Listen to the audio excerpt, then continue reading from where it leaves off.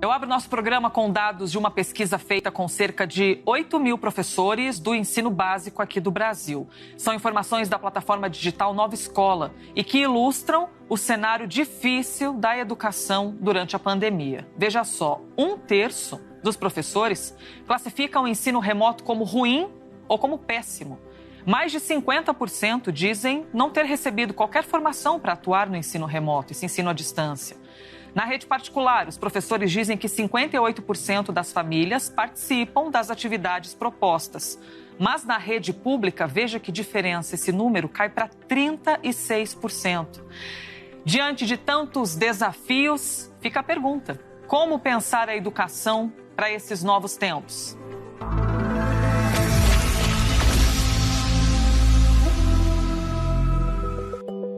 Olá, tudo bem? Eu espero que esteja tudo ótimo por aí. Eu e as minhas colegas Lia Bock, Thaís Herédia e Roberta Russo te damos boas-vindas ao CNN Nosso Mundo.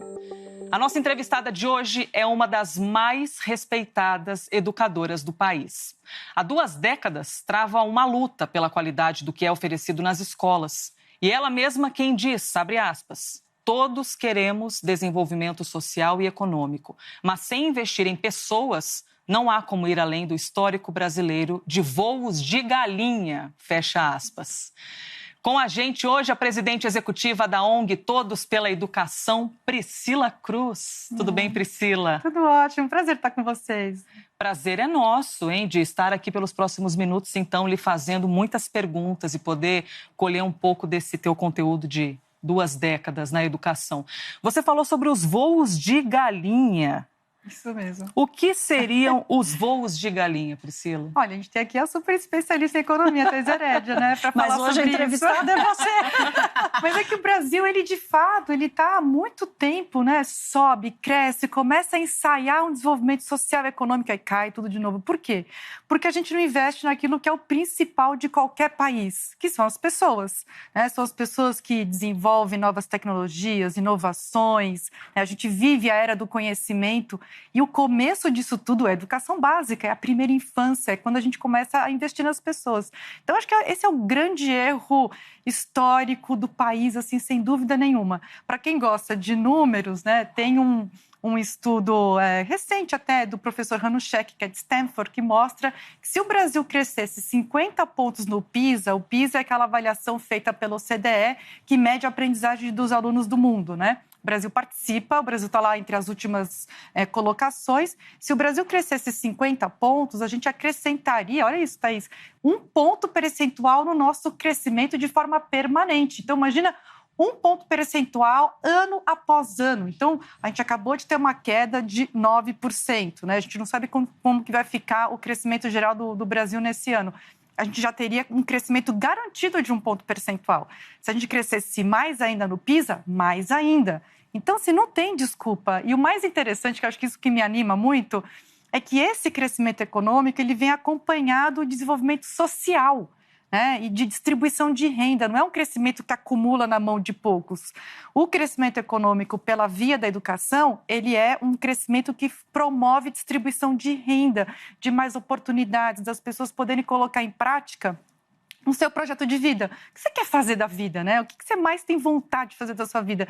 Se você tem educação de qualidade, tem as oportunidades e aquelas portas abertas, você consegue, né, colocar em prática, mudar de ideia, né, rever o seu projeto de vida, ir para outro lado. Então, sim, eu acho que essa é a grande lacuna do Brasil, é nunca ter enxergado isso. E só para completar assim, essa resposta, assim, acho que a importância da educação está na fala de qualquer um. Se a gente sair e perguntar na rua, a gente sai aqui na Paulista e pergunta, você acha que a educação é importante? A gente vai ter 100% de respostas dizendo sim, a educação é super importante e tal. Só que a gente não vê isso na prática, né? A gente não vê na prática da própria população brasileira, que vem crescendo, mas ainda não tem aquela demanda por educação de qualidade. Ela roubou minha pergunta. Eu ia te perguntar. Já está respondendo? Eu te cortei por causa disso, porque eu ia te perguntar. Está na boca do brasileiro que a educação é importante. Que atitude cidadã está faltando acontecer, Priscila? Assim, que seja efetiva, né? Que seja eficaz. Não adianta a gente só fazer discurso na rede social. Isso. Qual é a atitude cidadã que nós, brasileiros, podemos fazer para que esse discurso não fique só na boca da gente? Não, perfeito. Olha, eu não tenho a resposta completa para essa tua pergunta. O dia que eu tiver, eu vou ficar muito feliz. Eu fico buscando essa resposta completa. Eu tenho alguns pedaços dessa resposta. Acho que primeiro, Thaís, é ter realmente uma consciência. Eu sei que não é ainda o efetivo, tá? Mas é o primeiro passo. É ter consciência que não adianta eu ter educação de qualidade, os meus filhos terem educação de qualidade, as crianças do meu bairro terem educação. Não adianta. A gente precisa que a menina negra pobre do interior do Maranhão, do Piauí, do Ceará, tenha educação de qualidade, porque quando é de todos é que faz a diferença. Então, acho que essa é uma consciência assim, importante. As pessoas acham que a educação é importante, mas é para mim. Então, acho que quando a gente tem uma ideia forte de que, olha, é educação para todos mesmo, não é só para alguns, isso já é um primeiro passo. Se eu tenho essa consciência, eu começo a votar diferente. Então, por exemplo, eu não vou citar nomes, a gente até depois pode citar, mas mais para frente a gente fala, eleição municipal, a gente pode falar disso. Mas a gente tem uma série de candidatos, até na última eleição presidencial, que não tinha a menor ideia de quem ia colocar como ministro ou ministra da educação. Esse é um dado importante. Quem que você vai colocar ali para liderar, na minha opinião, mas é uma opinião bem embasada, de que é o principal ministério da esplanada? Assim, qual que é o teu nome? A gente discute o ministro da Economia, o ministro da Justiça... E o ministro ou a ministra da Educação, a gente não discute, né? Quer dizer, não está passar a demandar isso. Então, inclusive, assim, vai em sabatina, vai em debate, quem vai ser teu ministro? Quem vai comandar essa pasta que é tão importante? Então, a população passa a demandar mais isso. E o terceiro ponto, que é um pouco do que a gente encontra nos países que têm uma posição melhor no PISA, que é essa avaliação internacional, que é a população que não está contente com as últimas posições, que vai para as ruas quando tem alguma medida que é prejudicial para a qualidade da educação, para a aprendizagem dos alunos. Então, você tem uma mobilização da população para demandar.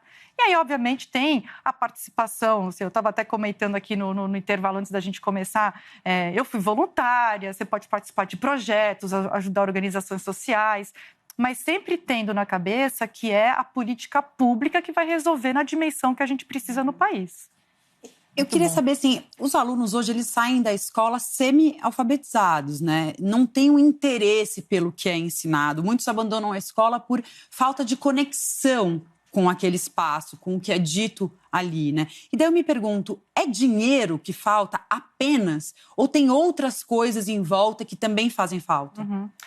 Olha, enfim, essa pergunta também é um pouco do que a gente vem fazendo no Todos para a Educação bastante. A gente trabalha nessas duas dimensões, porque, assim, imagina que a gente precisa nadar numa piscina.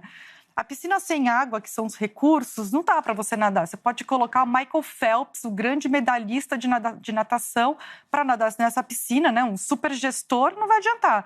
Mas também colocar uma piscina cheia para um monte de gente que se afoga, também não adianta. Então, assim, tem que ter o equilíbrio entre gestão e financiamento. A gente entrou muito fortemente de cabeça na batalha pelo Fundeb, né, que é o fundo que redistribui os recursos da educação. Até aproveito aqui para dizer, Congresso Nacional tem que correr com a regulamentação do Fundeb, porque o jogo não está ganho. O Fundeb ele foi aprovado como medida, como emenda constitucional, e agora a gente precisa da regulamentação. 1.500 municípios dependem dessa regulamentação para receber 3 bilhões de reais no ano que vem.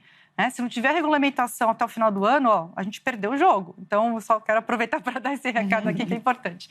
Mas no campo da gestão, o que eu acho que é interessante, que vem acompanhando, né, a educação pública no Brasil, é que a gente saiu de uma situação... Eu lembro que, né, vocês falaram aqui, há 20 anos eu trabalho nessa área. No começo, a gente tinha ilhas de excelência, né? Então, a gente tinha, assim, Sobral, né, que até hoje, ainda bem, a gente tinha, assim, algumas cidades, alguns municípios, quase nenhum estado na sua totalidade. Hoje a gente já pode falar em arquipélagos, em regiões inteiras que têm conseguido um avanço importante da educação brasileira com os recursos atuais, né? Assim, a gente não teve uma revolução de recursos no país. Com os recursos atuais, eles conseguiram avançar muito nos seus resultados. Então, eu destaco aqui Goiás, né, que hoje é o primeiro lugar do ensino médio no IDEB, e é difícil você crescer IDEB, que é o indicador de qualidade no ensino médio. tem Espírito Santo, né? A gente teve um ex-governador, o Paulo Artung, que fez uma excelente gestão, e essa gestão continua com aprimoramentos, inclusive. A gente tem o caso do Ceará, né? Tem um dado interessante: das 100 melhores escolas do Brasil, 81 são do Ceará. Não é de São Paulo, não é do Rio de Janeiro, não é do Rio Grande do Sul, é do Ceará. Então, você já tem no país, né? Eu não posso esquecer da rede de ensino médio de Pernambuco. Maranhão agora está começando uma mini revolução ali que está crescendo na educação. Teresina é um município, né? É a capital que tem o melhor resultado educacional do Brasil. É Teresina, gente. Então, todos eles têm basicamente a mesma verba. Tem, o investimento por aluno, ele não é tão amplo assim, não tem uma amplitude tão grande assim, e o que é interessante é isso, assim, Teresina, de novo, voltando, por exemplo, está abaixo da média do investimento por aluno das capitais brasileiras, e é o primeiro resultado. Então, dá para fazer, por isso que é importante a gente cobrar, né? Tem que cobrar resultado. Eu acho que a gente cobra pouco resultado de aprendizagem. O aluno brasileiro precisa aprender. E só para concluir aqui um pouquinho, você falou da alfabetização, a gente tem 55% das crianças de 8 e 9 anos não alfabetizadas no Brasil, né? Quem tem filho já sabe o que é isso. É um desastre, é uma bomba social, uma bomba econômica, enfim. Então, assim, ou a gente acorda para dizer o seguinte: olha, o Brasil só vai ser o país que a gente tanto quer, enquanto para isso a gente precisa investir em educação, e investimento não é só dinheiro. É energia, é cobrança, é demanda, é botar o dedo na cara e dizer: olha, eu não admito criança analfabeta em pleno século XXI, eu não admito a gente ter 3 ministros, a gente está entrando, né, entrou no 4º ministro.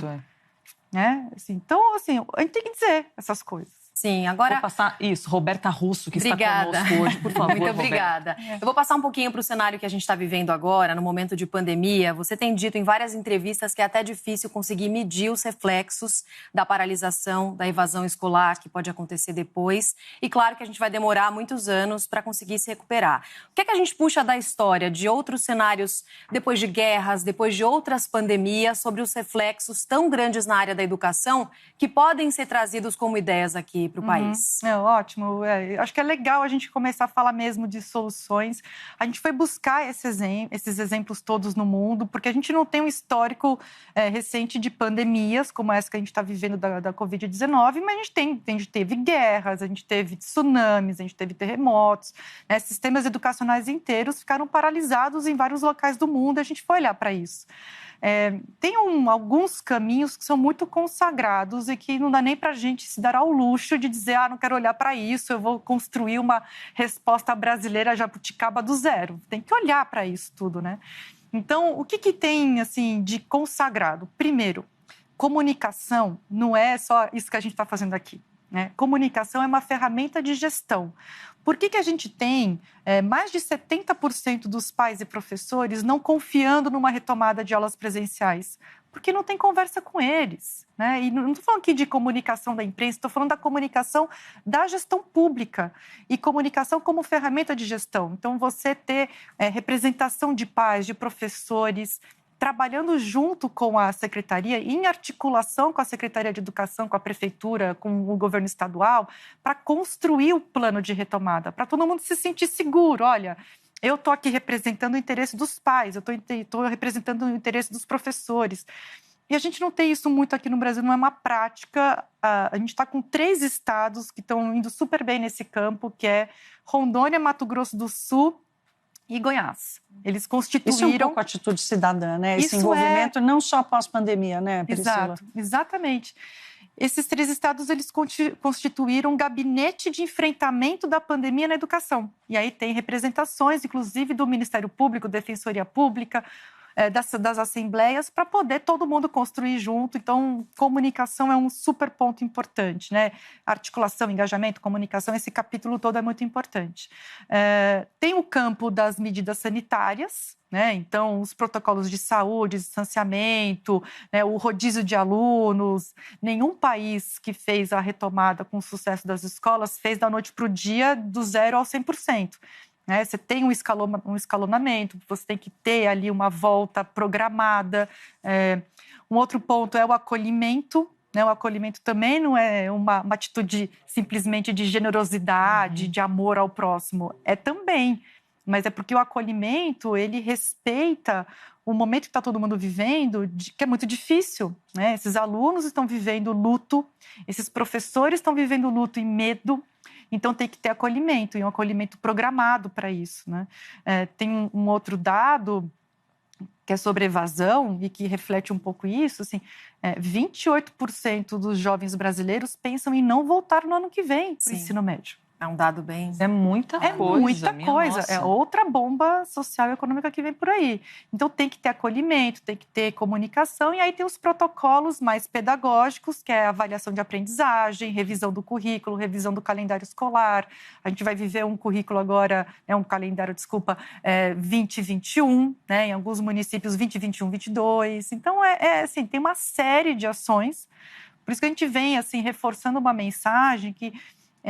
o fato das escolas não poderem ser reabertas em alguns municípios, em algumas localidades, isso não isenta a gestão de trabalhar muito fortemente para essa reabertura, mesmo que a reabertura não aconteça agora. Sim. Priscila, falando a respeito da estrutura das escolas, que você citou isso aí na sua fala, os pais, na hora de permitir que os filhos voltem para a aula, eles querem ter certeza que o filho está voltando para um ambiente seguro. E não para um ambiente inseguro, onde ele possa, inclusive, pegar uma doença e levar essa doença para casa. Apesar de que o controle é muito delicado, mas que seja o maior possível. Tem um dado que me chamou muito a atenção na hora de fazer a leitura antes da sua entrevista. De acordo com uma pesquisa de junho deste ano, que foi feita pela plataforma Melhor Escola, isso aqui me chamou muito a atenção. Em todo o país, quase metade das escolas, 47%, simplesmente não tem saneamento básico. 47% não tem saneamento básico. Isso engloba distribuição de água potável, coleta e tratamento de esgoto, coleta de resíduos sólidos. E quando a escola é particular, esse número de 47% sobe para 89%. Então, a gente vê diferenças brutais em setores dos quais, muitas vezes, a gente nem tem acesso à informação ou nem reflete. Então, quando a gente fala de saúde... Como lidar com essa discrepância tão grande quando no ensino público você tem 47% das escolas sem saneamento básico? Isso. Numa pandemia. Não, mas essa é a realidade do Brasil. Então, as escolas já vinham com essa realidade pré-pandemia. E a gente convivia com essa realidade. Por isso que eu acho que a pandemia tem um lado bom, que ela colocou uma lente de aumento, né, em todas as situações do Brasil. Remexeu tudo ali. Remexeu tudo e a gente pôde olhar. Então, assim, esse tipo de informação que antes tinha pouco espaço no debate público começa a surgir mais fortemente, porque isso acho que causa uma indignação mais forte ainda. Já deveria causar antes. Acho que agora ficou mais emergente. Assim, gente, mas como que pode crianças voltarem para a escola se não tem nem água tratada e tratamento de esgoto? Assim... Pensa nisso, a gente está no século XXI e a gente trata a escola dessa forma. Essa é uma forma, Thaís, assim, acho que é mais um complemento à tua pergunta. Assim, quando a gente está falando de tratamento, de água, esgoto, enfim, a gente acabou de ter um marco aprovado de saneamento, aprovado no Senado. Vamos falar de escola, que tem que começar nas escolas? Então, se um país, ele de verdade prioriza a educação, não só na retórica fácil, mas prioriza a educação, então vamos começar com as escolas. Qual a referência que a criança tem, se dentro da escola não tem isso? Conectividade, também é outro que remexeu, vou usar a expressão, a gente botou uma lente de aumento e a gente descobriu que grande parte das crianças brasileiras, jovens brasileiros, não é que a gente descobriu, a gente já sabia, né? Mas assim, ficou mais à luz do sol, que grande parte das crianças brasileiras não tem acesso à internet. Então, vamos conectar o Brasil? Vamos começar pelas escolas, né? Qual que é o lugar que tem que ter a rede de Wi-Fi mais poderosa das cidades? As escolas. Imagina que imagem linda você ter crianças, jovens, indo para o entorno das escolas para poder se conectar. Tinha que ser realmente assim, o lugar de conectividade, de saneamento. Eu sei que pode até parecer meio piegas, mas assim, é o lugar de luz das comunidades. Ou a gente transforma a escola realmente num lugar prioritário da nossa vida em comunidade, ou vai ficar nessa retórica barata. Então, assim... Tá longe de ser piegas, a escola é luz, o conhecimento é luz, né? Isso. Priscila, falando agora das eleições municipais, eu estou querendo puxar alguma coisa que quem está acompanhando a gente fala, tá bom, já sei, eu vou lá falar isso com o meu vereador. O que pedir? O que cobrar? Porque não tem como descolar a questão da pandemia. Os pais estão preocupados, aqueles pais que estão envolvidos com suas crianças, e o fato de ter acontecido o confinamento, eu acredito até que esse envolvimento aumentou. Como transformar esse envolvimento que aconteceu em casa na cobrança política agora na eleição municipal? Porque, inclusive, há uma pouca compreensão de quem é responsável por quem. O município cuida do quê? O Estado cuida do quê? Então, vamos começar por aí. Então, municípios cuidam das primeiras etapas da educação básica. Então, um candidato que fica prometendo ensino médio ou educação profissional não sabe nada, porque o município não cuida dessas etapas. O município cuida creche, pré-escola, Fundamental 1, né, que é o antigo primário, para quem é dessa época como eu, e metade do Fundi 2, que é o antigo ginásio. Então, metade... Por isso que o Fundi 2, inclusive, gente, ninguém olha para ele, né? O antigo ginásio, assim, é um nó invisível, mas isso é um assunto para uma outra entrevista também, um outro papo. Mas metade, porque os estados cuidam de metade da matrícula e os municípios a outra metade. Então, são as primeiras etapas da educação básica. Então, o que a gente tem que cobrar desses candidatos, tanto as prefeituras, né, para ser prefeito ou prefeita, ou vereador e vereadora? Primeiro, qual que é a sua proposta para a primeira infância? Para além de creche pré-escola, inclusive, tá? Primeira infância é uma política que tem que articular educação, saúde, assistência, cultura e esporte. Não é só pré-escola ou creche. Ou seja, um pacotão robusto. Pacotão, assim, como que eu vou garantir? Porque 90% das conexões cerebrais são formadas dos 0 aos 3 anos. Então, quando a gente abriu o programa falando disso, né, assim, olha, por que investir? Por que a educação tem que ser prioridade? Né? A gente fala de investir nas pessoas. 90% do desenvolvimento cognitivo de uma criança, do desenvolvimento social, físico, emocional, está nos primeiros meses de vida.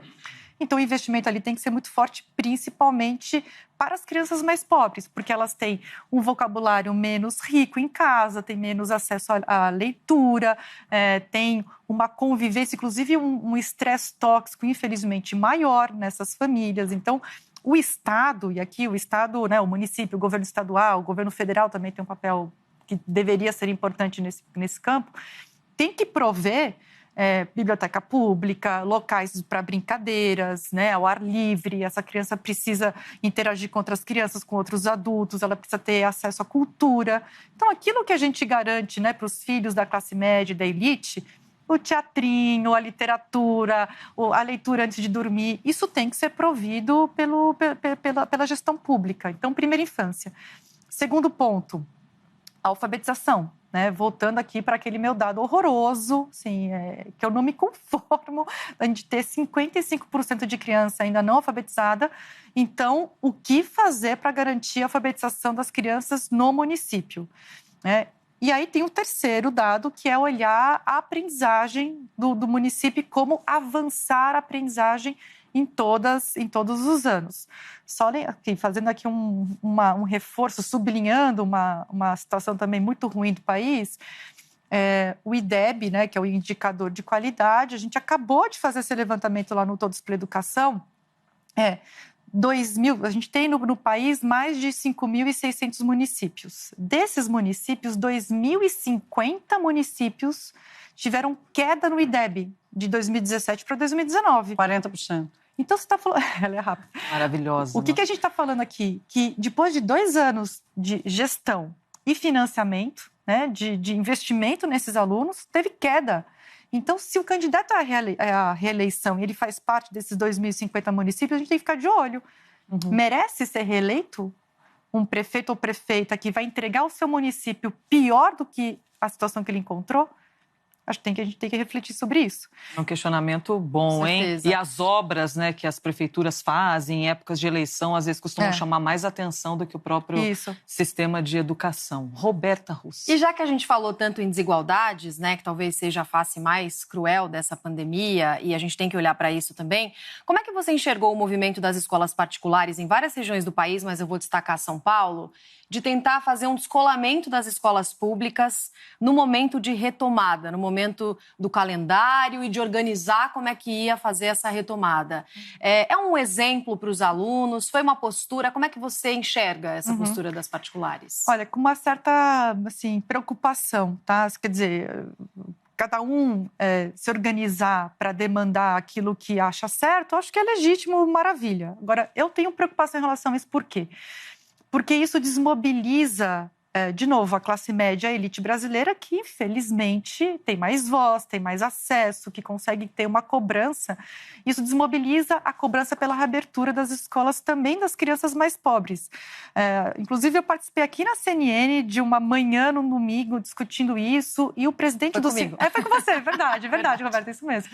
E o presidente do sindicato estava dizendo, foi muito, inclusive, incongruente, né? Porque ele falava assim, não, está tudo funcionando super bem, as escolas particulares estão enfrentando essa tempestade super bem. Tem estrutura, estão preparadas. Tal, mas a gente quer voltar. Mas eu estou mais preocupada com as crianças das escolas públicas, porque elas estão numa situação muito mais difícil, porque elas não têm a conectividade que não é a escola particular, não é mérito da escola particular, é mérito das famílias. Elas têm conexão, elas têm uma condição muito melhor, inclusive de poder abrir mão de renda e ficar perto dos filhos. As famílias das escolas públicas, né, que têm os seus filhos nas escolas públicas, não têm a mesma condição. Então, eu vejo com uma certa preocupação por conta disso. Assim, acho que a gente não pode se desmobilizar e, de novo, a gente volta para aquela questão atual. O ideal da vida era que todo mundo, independentemente do nível socioeconômico, cobrasse pelas melhorias da educação dos mais pobres. Porque é isso que interessa a todos nós, né? De verdade. Então, mas como a gente ainda não está nesse estágio civilizatório, me preocupa esse descolamento de falar assim, olha, eu estou preocupado com o meu, aí o resto, se não tem condições, paciência. Não é bem assim. A gente tem que lutar por essas crianças que estão na escola pública também.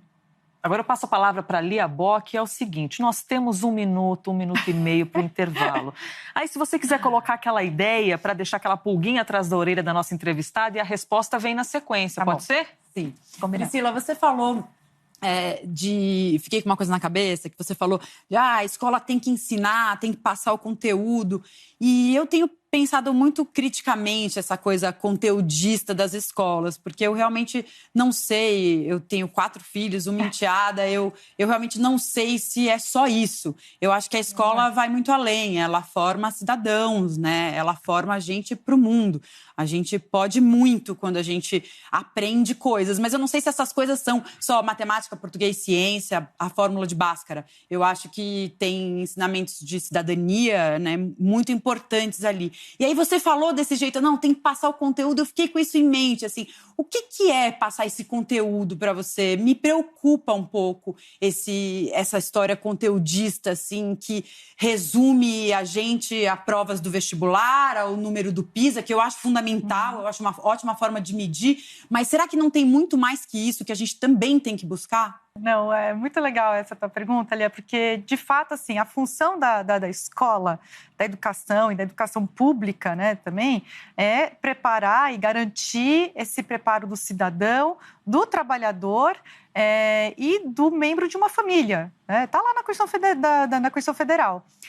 E tem uma ideia que eu gosto muito, que é de educação integral. A educação, quando a gente fala, ela não precisaria nem ter esse qualificativo, né, assim, de ser integral. É óbvio que a educação tem que ser integral para olhar outras dimensões dessa aprendizagem, né, desse desenvolvimento. Então, a gente está falando aqui de aprender a ser, aprender a conviver, aprender a respeitar, aprender a fazer. Então, tem uma série de competências, né, que a gente fala no jargão da educação, que são competências que vão muito além do conteúdo, né? O conteúdo quase que assim, ele é alguns tijolos ali importantes para a construção do cidadão.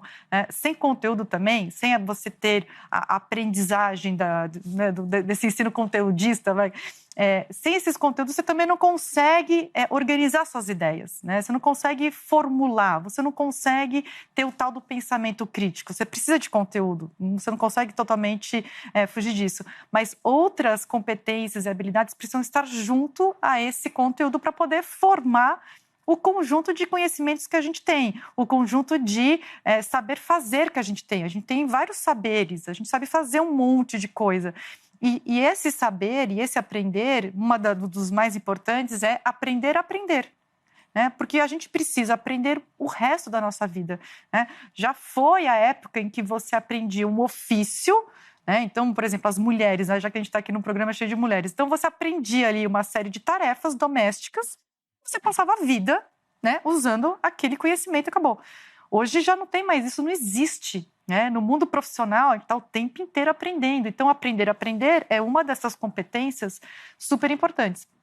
E isso está dentro de uma ideia de educação integral. Por isso que hoje a gente tem falado mais em educação integral em tempo integral, né? Que não basta só o tempo integral, a educação precisa ser integral também.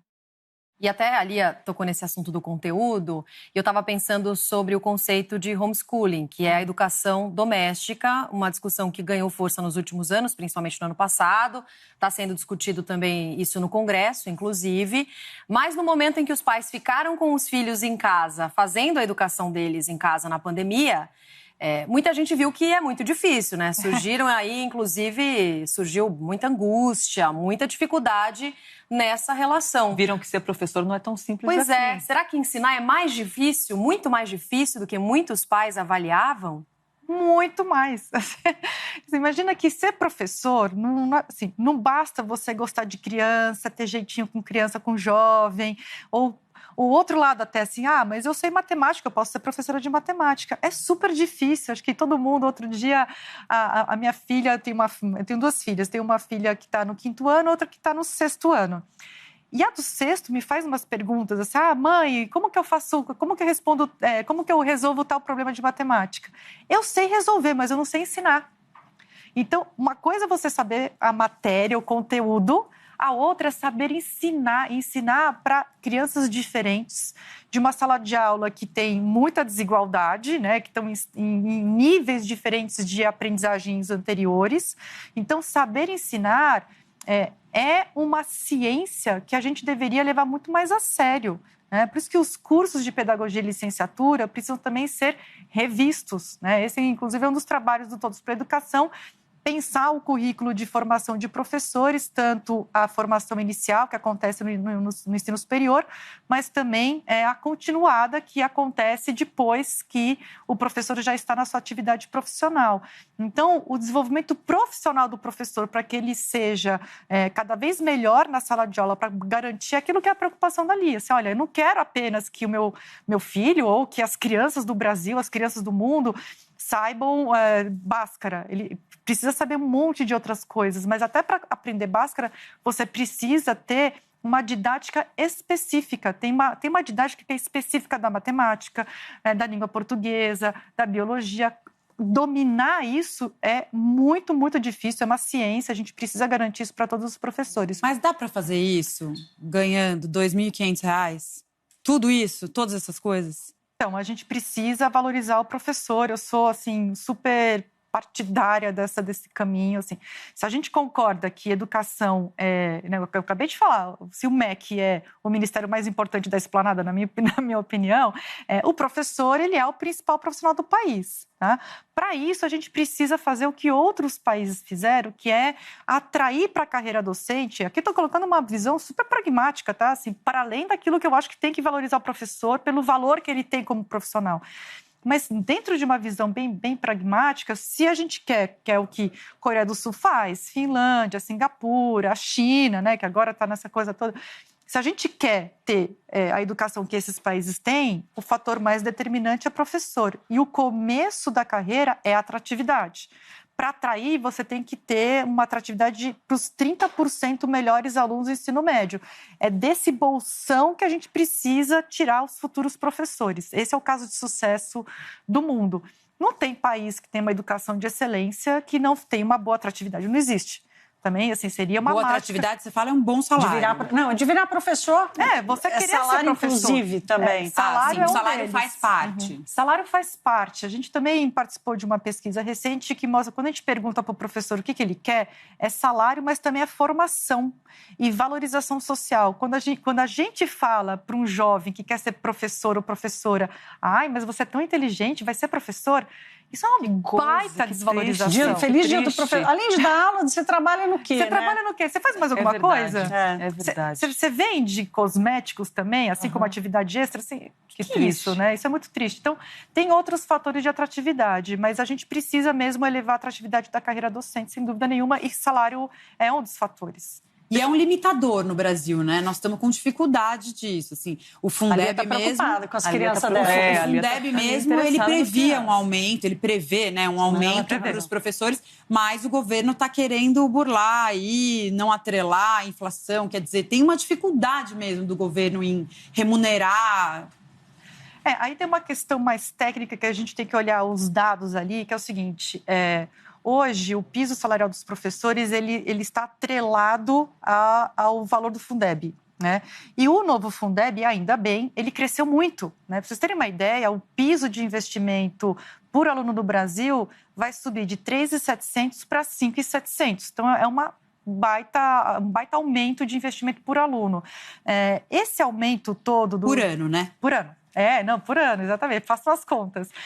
Esse aumento todo, se a gente fizer um aumento automático no salário dos professores, tem um outro efeito que a gente também tem que olhar, que é a amplitude da carreira. Aí é uma discussão um pouco mais técnica, mas a gente precisa fazer conta. Né? Se não dá para simplesmente mudar uma lei que está atrelada à outra sem olhar para essa outra aqui também. Então, a gente precisa fazer um pouco de conta, fazer as simulações, as projeções, para ver o que dá para fazer, porque o que acontece é que se esse salário de entrada sobe muito e o bolo de recursos não vai mexer tanto assim, a gente tem uma amplitude de carreira que fica também muito baixa. Achata, né? Achata a carreira do funcionalismo da educação. E a gente precisa ampliar para cima também.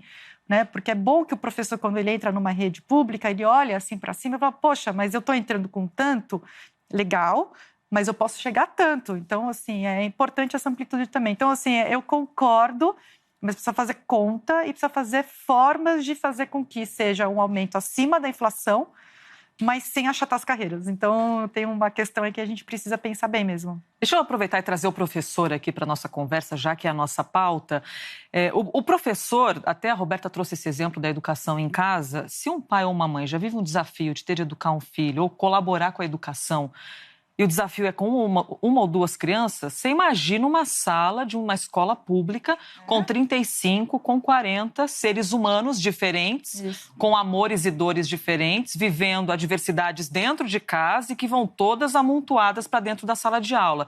E, de repente, teve de haver um corte nisso. O ensino remoto, o ensino à distância. Então, o professor teve de se adaptar a uma câmera, a um celular, a um computador, para conseguir tocar o coração desses alunos também.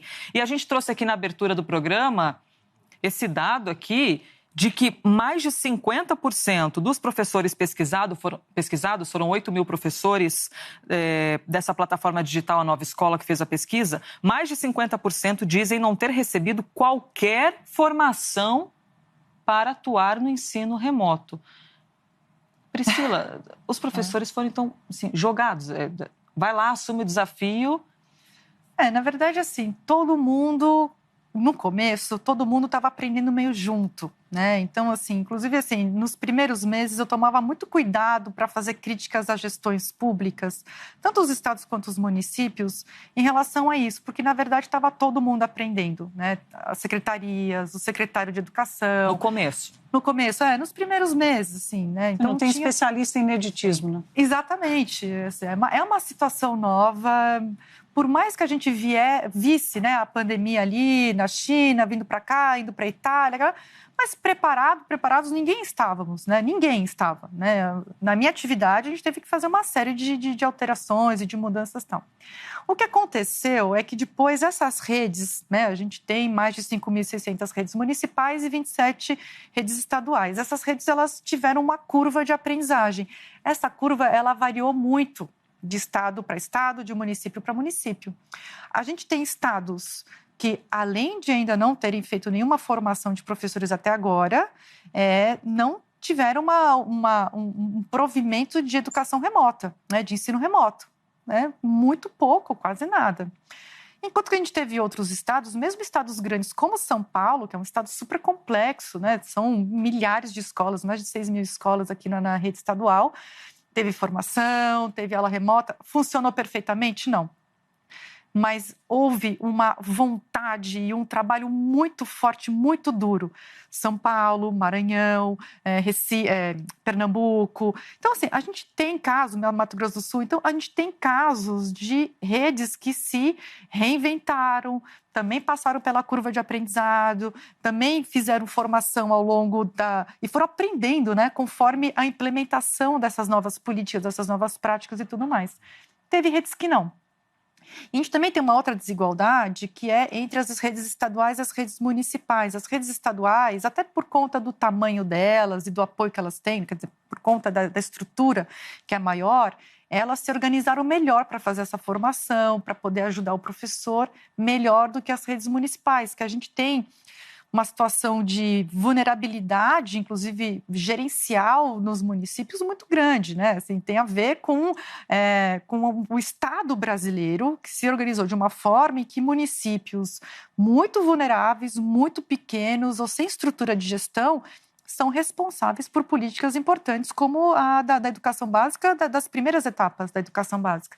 Então, a gente tem essa diversidade que acontece hoje no país, a gente não consegue, até por conta da omissão do governo federal, que eu acho que uma hora vai vir essa pergunta, mas já vou adiantar aqui, o governo federal, ele foi extremamente omisso, assim, muito omisso, imperdoável na minha visão, assim, nada explica um governo federal que simplesmente e reiteradamente diz, não tem nada a ver comigo. Numa escala de importância, onde você poria, pelos olhos do governo federal, a educação? Onde é que a educação ficou nessa escala de importância no meio da pandemia? Olha, muito baixa, né? Uma importância muito baixa. É a única pasta que teve já 4 ministros, né? Uma troca muito grande. E sempre como moeda de troca, que é algo complicado e muito também assim, angustiante para quem está na área. A gente sabe a importância da educação, do governo federal para a educação básica no Brasil. Assim, um governo federal com uma boa equipe, né, um bom ministro ou ministra, uma boa equipe com vontade de fazer, consegue avançar muitas políticas em pouco tempo. Né? Eu não quero fazer aqui avaliações políticas, ideológicas de nada, mas naquele curto período do Temer na presidência, o ministro Mendonça Filho e depois o Roscielli, com a Maria Helena Guimarães Castro, com uma boa equipe, eles fizeram grandes avanços no Ministério da Educação. Aprovaram a reforma do ensino médio, que tem a ver com essa escola que não faz sentido que a Thaís levantou aqui. Enfim, uma série de outras políticas, avançou em um programa de alfabetização, muita coisa aconteceu. No governo Bolsonaro, a gente teve troca de ministro, disputa pela cadeira por uma questão de qual que é a ala do governo ou quem que é a base de apoio que eu quero agradar. Então, a gente tem uma dificuldade muito grande em ter políticas de verdade no Ministério. Até hoje, depois de tantos meses, a gente já vai concluir 2 anos de gestão desse governo federal, nenhuma política ainda foi lançada para a educação básica brasileira. Não teve nada. Tem uma discussão que está partindo do governo federal, que faz parte de um projeto do Ministério da Economia, que é juntar a obrigação do orçamento da saúde com a educação. E a justificativa é que o Brasil caminha para o envelhecimento e que, em algum momento, algumas partes do país vão precisar investir mais em saúde e menos em educação. Hoje, o orçamento da educação é maior do que o da saúde e a obrigação precisa ser cumprida. Então, queria te ouvir sobre isso, assim, sobre esse debate que está partindo do Ministério da Economia, ali com o propósito de gestão orçamentária, inclusive, de como aplicar melhor, alocar melhor o recurso público, dada a prioridade de cada comunidade no Brasil. Olha, Thaís, assim, até como tese geral, eu acho que é importante para o gestor eleito ele ter mais liberdade para poder decidir em relação ao orçamento, em tese, né? No caso brasileiro, a gente ainda não poderia chegar a esse tipo de decisão. Eu sou contra, é um contratemporal, né? Eu acho que agora não dá para a gente tomar essa decisão, ainda não dá para a gente ter essa situação. Por quê? A gente ainda não tem todas as crianças e jovens na escola. Dos que ingressam na educação básica, só 64 concluem. Olha essa pirâmide invertida. A gente tem um funil ainda. Então, a gente tem a situação que a aprendizagem não é universalizada no país, a desigualdade é muito grande, a gente precisa ainda investir em conectividade, no tratamento de água, esgoto dessas escolas, ter uma infraestrutura decente. Então, formação do professor. Aí vem os temas ligados mesmo à gestão. Então, formação de professores, uma política de alfabetização, enfim. Aí tem uma série de questões que a gente ainda precisa resolver na educação brasileira para mudar de patamar. A gente está num patamar muito baixo. O Brasil começou a investir mais por aluno da educação básica há pouco tempo, há menos de uma década. Então, esse aumento é muito recente. Então, a gente precisa se consolidar. E tem uma imagem, assim, aí, desculpa sair do técnico e até ocupar aqui um pouquinho mais de espaço, que eu acho que é uma questão até de sentimento humano mesmo, sabe? Se a gente vê, né, se a gente tivesse uma criança ferida, sangrando ali no canto, qual que é o primeiro impulso que todas nós vamos ter? A gente vai sair correndo, eu tiro aqui meu microfone e saio correndo. Gente, tem uma criança sangrando, chama a ambulância, vamos levar para o hospital. Quem que é a mãe, quem que é o pai? Então, você quer cuidar da criança. A gente tem 55% das crianças não alfabetizadas no Brasil, a gente não tem o mesmo impulso. Então, a gente precisa garantir um outro patamar, primeiro, de educação, de garantia de aprendizagem e aprendizagem nessas dimensões todas, né, Thaís? Então, assim, a gente precisa primeiro garantir isso tudo. Aí eu topo uma conversa, mas é lá no futuro. Agora não dá pra gente ter essa conversa ainda não. Lia. Eu queria falar um pouco de doutrinação nas escolas, né? A gente tem escutado muito nesse governo falar que quer acabar com a doutrinação nas escolas e tal. Só que nessa preocupação de não ter uma doutrinação por aqui ou por ali, a gente tem um sistema de vigilância e uma doutrinação pelo medo, praticamente, né? E a gente tem recentemente um caso na França de um professor que foi decapitado depois de uma fala, claro que foi por extremistas radicais islâmicos, mas é uma imagem que traz um pouco essa vigilância que a gente vê nas escolas e o risco da gente criar esse tipo de relação com o que é ensinado. Eu queria saber de você, qual é a sua preocupação com relação a isso, com essa discussão de doutrinação, do que se passa, a escola sem partido, de regular muito o que está acontecendo ali dentro? Uhum. Bom, primeiro que isso é uma baita cortina de fumaça, né? Então, assim, quem não tem proposta para melhorar a qualidade da educação, e, de novo, qualidade em todas as dimensões, o que faz, né? Vai para o campo que ele tem mais conforto e domínio. Então, aí as questões mais conservadoras, o que é a escola e tudo mais. Então, assim, é uma cortina de fumaça para você também não perdoar uma gestão, que é um pouco do que tem acontecido no MEC, infelizmente, nesses últimos meses, uma gestão totalmente ineficaz, omissa, que não está preocupada com as reais questões da educação brasileira. Então, tem esse primeiro ponto. Tem um segundo ponto, que aí eu vou mais para o técnico ainda, que é o seguinte: professor é o principal determinante para a aprendizagem, para a qualidade da educação. Você pode rodar em qualquer pesquisa, você pode buscar as pesquisas que for, assim, no Brasil, no mundo, não importa. Professor é o principal determinante, maravilha. O que está por trás dessa determinância toda? É uma relação de confiança entre o aluno e o professor. O que é o processo de ensino-aprendizagem? É um processo de entrega. Eu estou ali aberto para escutar o que o professor está me falando, para poder, inclusive, discordar e colocar a minha outra opinião. Ok, isso é super importante, ter um ambiente de confiança. Então, essa conexão aluno-professor está na raiz da aprendizagem, de qualquer aprendizagem. Eu preciso me sentir confiante, eu preciso sentir... E aí, esse ambiente de escola sem partido, o que causa? Uma perseguição, né? Então, é a vigilância do professor, passo seguinte é a perseguição aos professores. E tem por trás uma ideia equivocada que a criança precisa ter na escola exatamente, ela tem que estar exposta exatamente à mesma visão da casa. E não é isso que acontece, e não é isso que tem que acontecer. Por quê? Porque na casa dela, ela vai ter uma visão de mundo que é muito própria à sua família. Maravilha. Na escola, ela vai conviver com outras crianças que têm outras religiões, que têm outras visões, com outros adultos que têm outras religiões, que têm outras visões de mundo. Muito diferente. Muito diferente. Isso é importante, porque isso cria tolerância. Como que eu vou viver num mundo em que eu não vivi a tolerância em relação ao diferente? É fácil ser tolerante com os iguais. O difícil é você ser tolerante com os diferentes. E para ser tolerante com os diferentes, eu preciso viver essa diferença, eu preciso respeitar, eu preciso estar aberta a essa diferença. E isso a gente tem nas escolas. Onde que a criança tem o contato com o diferente? É nas escolas. Então, é uma bobagem. Assim, eu peço para que ninguém entre nessa conversa, porque isso vai na contramão de uma educação que a gente tanto quer. Roberta Russo. Olha. Instantes finais. Nome e sobrenome. Vai, sobrou para você a última. Pensando em tudo isso que a gente conversou, o que você falaria para um jovem pobre, menos privilegiado, que precisou ajudar em casa, muitas vezes trabalhar até, está afastado da escola e pensando em não retomar esse vínculo com a educação, agora que a gente vai ter a retomada em boa parte do país? Como convencer, quem é que vai convencer esses jovens a, de fato, voltar para a escola? Olha, sim, e essa tua pergunta, ela tem um pé muito forte na realidade atual, né? 28% desses jovens pensam em não voltar para o ensino médio. Olha, não existe a menor possibilidade de ter uma vida profissional sem concluir o ensino médio no Brasil. Qualquer profissão, qualquer atividade profissional exige, no mínimo, o ensino médio completo, né? Então, tem que completar o ensino médio.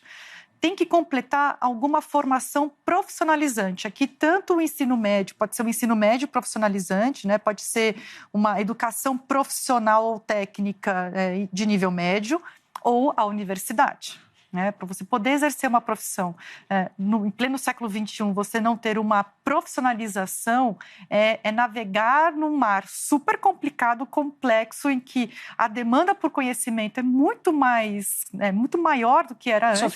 Sofisticada também, né? Então, você está falando assim, operador de colheitadeira. Assim, precisa ter universidade. Como que esse jovem está pensando em não concluir o ensino médio? E tem uma ideia equivocada, assim, que também acho que faz parte dessa resposta, que é o seguinte: tem muito jovem, a gente captou isso também numa pesquisa lá atrás, muito jovem, ele fala o seguinte, ele pensa, né? Eu não vou voltar no ano que vem, depois eu volto. Não volta mais. Gente, volte, assim, volta, pelo amor de Deus, assim, tem que voltar no ano que vem. É difícil, o vínculo muitas vezes se desfez, as amizades ficaram mais frágeis, o vínculo com o professor, né, ficou mais fraco, com a própria escola. A gente sabe que muitas vezes é difícil, precisa trazer renda para casa, nessa situação de economia mais retraída, mas é importante ir até o final, não desistir e terminar os estudos. Assim, é um mínimo que esse jovem precisa fazer agora e depois buscar a profissionalização. Também não pode parar na conclusão do ensino médio, tem que buscar a profissionalização no nível médio ou na universidade. Muito importante. Priscila, esse sentimento de que está acabando não é o melhor de se sentir. Eu queria te perguntar sobre o que você tirou de crescimento desse momento de pandemia, com essa diversidade tremenda que a gente já passou aí dos 150 mil mortos. Eu queria repercutir dados da Sociedade Brasileira de Pediatria, que fala sobre ansiedade, depressão entre os jovens e as crianças. Mas eu vou esquecer tudo isso porque eu quero falar de amor. Para a gente poder encerrar, de onde é que vem esse amor? Que coisa doida, eu estou arrepiada de te perguntar isso. De onde é que vem esse amor que motiva você? Que momento da tua vida que te picou isso? Você tem um amor, uma força em prol dos outros, da educação das outras pessoas. Como explica isso? Olha, assim, não, de fato, assim, eu acho que quando a gente começa a ter uma atuação e enxergar as outras pessoas como parte de nós mesmos, isso muda muito profundamente, né? Nossa atuação profissional e tudo mais. Assim, na verdade, o bichinho picou quando eu comecei a ser voluntária no Jardim Varginha, uma periferia de São Paulo, muito, muito pobre, e as crianças não sabiam matemática. E eu sabia matemática, eu sempre gostei de matemática. E eu passei a ser professora dessas crianças, dava aula de reforço, porque a professora estava na escola, eu nunca fui professora, e eu vi que essas crianças, elas aprendiam, e elas gostavam de aprender, e elas ficavam assim perto de mim, me chamavam de tia, né? Tia Priscila, tia Priscila. Isso, assim, acho que acendeu um amor, né, usando a palavra, enorme, que assim, acho que a gente precisa brigar por essas crianças. Ninguém briga por essas crianças, não tem sindicato das crianças pobres brasileiras, entendeu? Pela sua educação. Então, eu acho que o Todos para a Educação faz isso, eu faço isso, um monte de gente faz isso, não só eu. Tem muita gente brigando pela educação pública do Brasil. Acho que a gente precisa se unir mais, né? Assim, juntar mais forças ainda.